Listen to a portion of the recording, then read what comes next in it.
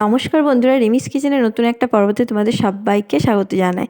বন্ধুরা, সন্ধেবেলায় চায়ের সাথে বা টিফিন কি বানাবে চিন্তা করছো? তাহলে ঘরে মুড়ি কিন্তু সবার থাকে। মুড়ি দিয়ে একবার এই রেসিপিটা বানিয়ে দেখো। যেমন মুচমুচে তেমন টেস্টি। ছোট থেকে বড় সবাই ভালোবাসবে। আর বানানো খুবই সহজ, খুব তাড়াতাড়ি তৈরি করা যায়। তো চলো দেরি না করে ঝটপট করে রেসিপিটা দেখে নিই। আর তোমাদের কাছে একটাই রিকোয়েস্ট থাকলো, যদি আমার চ্যানেলে নতুন কোনো বন্ধু এসে থাকো তাহলে চ্যানেলটাকে সাবস্ক্রাইব করে নিও। তো দেখো আমি এখানে নিয়ে নিয়েছি মুড়ি। আমি এখানে কিন্তু নরম মুড়ি নিয়ে নিই, কিন্তু তোমরা এটাকে নরম মুড়ি দিয়েও করতে পারো। আমি এখানে টাটকা একদম ফ্রেশ মুড়িটা নিয়ে নিয়েছি। দেখো এটাকে এবার একটা পাত্রের মধ্যে আমি ঢেলে নিচ্ছি। এখানে আমি 1 বাটি মাপের মুড়ি নিয়েছি, বড় বাটির 1 বাটি মুড়ি। মুড়িটাকে আমি ঢেলে নিলাম একটা পাত্রের মধ্যে, দিয়ে এবার পরিমাণ মতন জল দিয়ে আমি এটাকে ভালোভাবে ধুয়ে নেব। কারণ অনেক সময় এতে ধুলো বালি নোংরা থেকে যায় মুড়িতে, তো তার জন্য ভালো কিন্তু ধুয়ে নিতে হবে। দেখো আমি ভালোভাবে ধুয়ে নিচ্ছি। অনেকটা জল আমি ঢেলে দিয়েছি। এরপর হাত দিয়ে ভালোভাবে এইভাবে কিন্তু ধুয়ে নিতে হবে।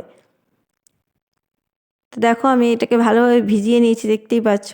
এরপর এইখান থেকে আমি জল থেকে ছেঁকে তুলে নেব মুড়িগুলোকে। তার জন্য আরও একটা পাত্র নিয়ে নিলাম, দিয়ে এরপর এখান থেকে দেখো মুড়িগুলোকে ছেঁকে ছেঁকে আমি তুলে নিচ্ছি আর একটা পাত্রের মধ্যে।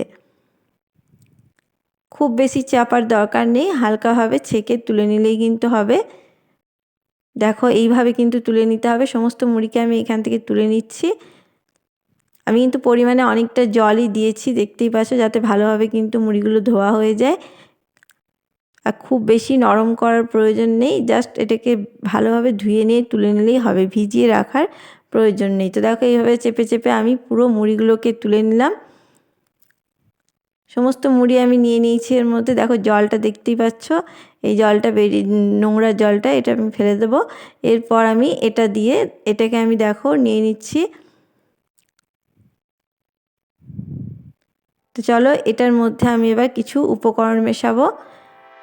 তো দেখো এখানে নিয়ে নিচ্ছি একটা গ্রেট করা আলু। এখানে আমার একটা বড় সাইজের গ্রেট করা আলু আছে। আলুটা কিন্তু সেদ্ধ নয়, কাঁচা আলুকে আমি গ্রেট করে নিয়েছি। দিয়ে এটাকে আমি মুড়ির সাথে মিশিয়ে নিলাম। মুড়ির সাথে আমি দিয়ে দিয়েছি এটা। এই কাঁচা আলুটা কিন্তু অবশ্যই দেবে, তাহলে কিন্তু খেতে খুবই ভালো হবে। আর দেখো এখানে নিয়ে নিচ্ছি পেঁয়াজ কুচি। এখানে আমি একটা মিডিয়াম সাইজের পেঁয়াজকে ছোট্ট ছোট করে কুচি করে নিয়েছি। তোমরা যদি পেঁয়াজ ছাড়া বানাতে চাও তাহলে কিন্তু পেঁয়াজটাকে স্কিপ করতে পারো। আর এখানে নিয়ে নিয়েছি গ্রেট করা আদা, অল্প একটু গ্রেট করা আদা নিয়েছি। আর নিয়ে নিয়েছি গ্রেট করা রসুন। তোমরা চাইলে এখানে আদা রসুন বাটাটাও দিতে পারো। আমি এখানে গ্রেট করে দিলাম, তাতে কিন্তু খেতে খুবই ভালো লাগবে। আর নিয়ে নিয়েছি দেখো হলুদের গুঁড়ো, এটা কালারের জন্য দিলাম। আর দিয়েছি 1/2 চামচ মতন জিরে গুঁড়ো, 1/2 চামচ মতন ধনে গুঁড়ো। আর দেখো দিয়েছি এখানে লঙ্কার গুঁড়ো, 1/2 চামচ মতন দিয়ে দিলাম লঙ্কার গুঁড়ো। তো আর দিয়ে দিচ্ছি স্বাদ মতন লবণ। এবার সমস্ত উপকরণগুলোকে ভালোভাবে মুড়ির সাথে আমি মেখে নেব। প্রথমে এগুলোকে মুড়ির সাথে মেখে নিতে হবে, আর এমনভাবে মেখে নিতে হবে যেন প্রত্যেকটা মুড়ির গায়ে এই মশলাগুলো লেগে যায়। তো দেখো এইভাবেই কিন্তু আমি মেখে নিচ্ছি চেপে চেপে, খুব চাপার প্রয়োজন নেই, হালকা হাতে এগুলোকে মেখে নিতে হবে যেন সমস্ত মুড়ির গায়ে এই মশলাগুলো ভালোভাবে মিশে যেতে পারে। তো দেখো আমি সমস্ত মুড়ির গায়ে কিন্তু এই মশলাগুলোকে মাখিয়ে নিয়েছি, দেখতেই পাচ্ছ, দেখে বুঝতেই পারছো। তো এগুলো আমার মাখানো হয়ে গেছে। এরপর আমি এখানে দেখো বাইন্ডিংয়ের জন্য দিয়ে দেবো 3 চামচ মতন চালের গুঁড়ো।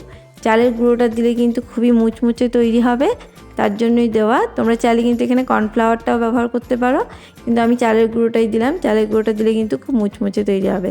আর দেখো দিয়ে দিচ্ছি এখানে বেসন, 2 চামচ মতন আমি এখানে বেসন দিয়ে দিলাম, তাতে বাইন্ডিংটা খুব সুন্দর তৈরি হবে। আর দিয়ে দিচ্ছি ধনেপাতা কুচি। ধনেপাতা কুচিটা দিলেও টেস্টটা খুব ভালো হবে, তো আমি একটু ধনেপাতা কুচি দিয়ে দিলাম। আর এখানে দেখো টেস্টটাকে দ্বিগুণ করার জন্য আমি দিয়ে দিচ্ছি একটা ম্যাগি মশলার গুঁড়ো। তোমাদের হাতে কাছে যদি ম্যাগি মশলা না থাকে তাহলে এখানে গরম মশলাটাও ব্যবহার করতে পারো, অল্প একটু গরম মশলা দিয়ে দিতে পারো। এরপর সমস্ত উপকরণগুলোকে ভালোভাবে কিন্তু আমি এখানে মেখে নেব। প্রথমে আমি জল ব্যবহার করব না, যদি মাখতে মাখতে মনে হয় জলের প্রয়োজন আছে তবে কিন্তু আমি এখানে জলটা দেব। দেখো হাতের সাহায্যে চেপে চেপে আমি মেখে নিচ্ছি, দেখে নেবো যে হাতে মণ্ড তৈরি হচ্ছে কি না, ততক্ষণ চেপে চেপে মেখে নিতে হবে। এখানে মুড়ির যে জলটা আছে সেটাতেই কিন্তু অনেকটা মাখা হয়ে যাবে। যদি জলের প্রয়োজন পড়ে তাহলে অল্প একটু জল আমি ব্যবহার করব।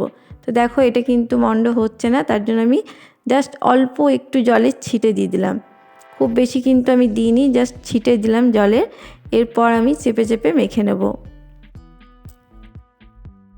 এমনভাবে মেখে নেব যেন হাতে গোল করলে গোল তৈরি হয়ে যায়, একটা মন্ড তৈরি হয়, সেরকমভাবে চেক করে নিতে হবে যেন সেটা তৈরি হয়ে যায়। দেখো দেখতেই পাচ্ছ হাতের সাহায্যে চাপলেই কিন্তু একটা মন্ড তৈরি হয়ে যাচ্ছে।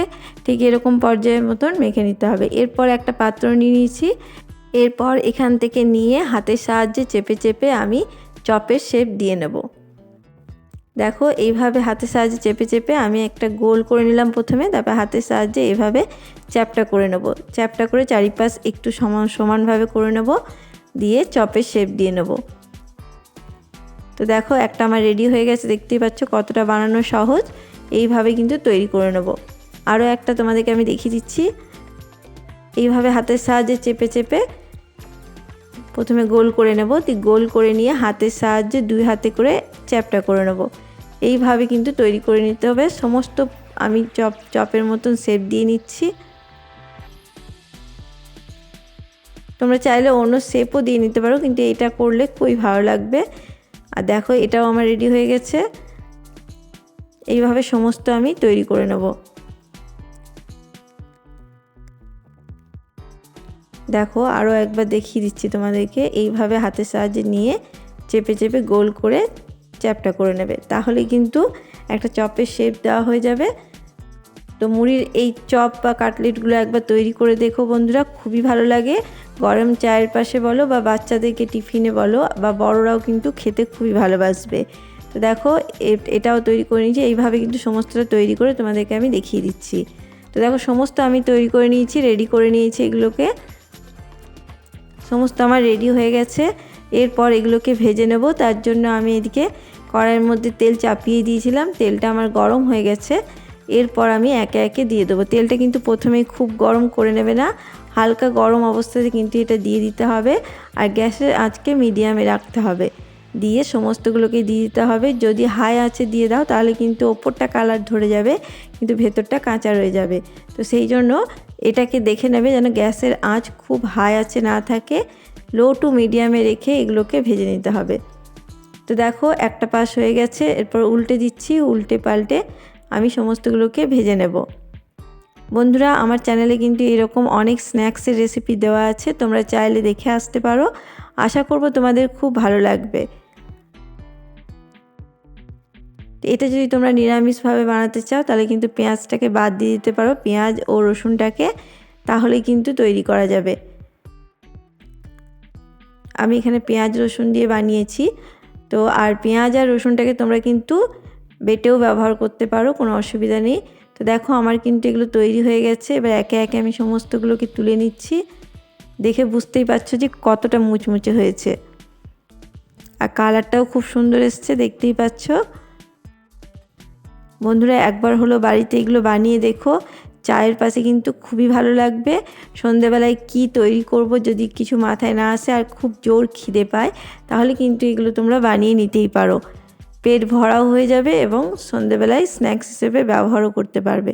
তো দেখো আমার কিন্তু সমস্ত আমি রেডি করে নিয়েছি। এগুলোকে দেখতে কত সুন্দর লাগছে দেখেই বুঝতে পারছো বন্ধুরা।